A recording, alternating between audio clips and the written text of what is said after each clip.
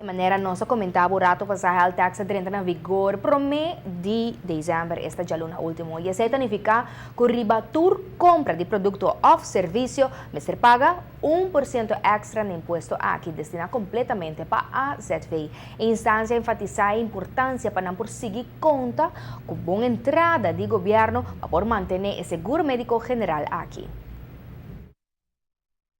Torena estava consciente que tinha um déficit anual para gasto de cuido de Bonosisla contra a entrada em fundo da receber. O déficit é alcançar 120 milhões de florins por ano que sale fora de carro de governo. Fora de reunião de diálogo social, o sindicato não propõe para vir com health tax. Então, a pergunta estava qual é o gasto de AZV, de toda parte do mundo, de nossa saúde, cuidado médico, não está subindo. Ou quando está subindo o mês, não está algo estranho. Tudo está virando caro, de inflação, etc. Nós temos crescimento, o qual não se chama autônomo, se a população cresce. E agora, não tem influência mas automaticamente o gasto não está subindo. Se está introduzir tecnologia nova, por exemplo, se o remédio não é novo, mas está caro também, mais caro, automaticamente o gasto não está subindo. E reto está para nos controlar e aumento, então maneira mais explica na diferente ocasião, e aumento de ano que transcorrido desde 2010 está moderado. Então, se nós falamos que crescimento é muito mais bom comparado com o ano anterior. Dapat yung formulário para mesa compra chega mais fundo para a AZV, para isso com mais a atenção e mostra mais factível tá um health tax, den qual mais contribuinte a participar em vez de grupo só da comunidade. Está imposto tax indireto, então esse é três certo vantagens para você conhecer, tem sentido então, o tour gente está paga, está compra coisa, dus está paga, ajuda paga é health tax.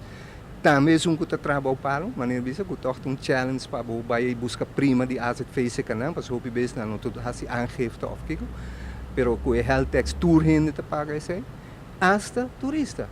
Então a base de health tax está pouco mais forte, lá nos bisa amplo, mais forte. Então pensei o governo a tomar over a ideia e está a introduzir entrante de dezembro o health tax.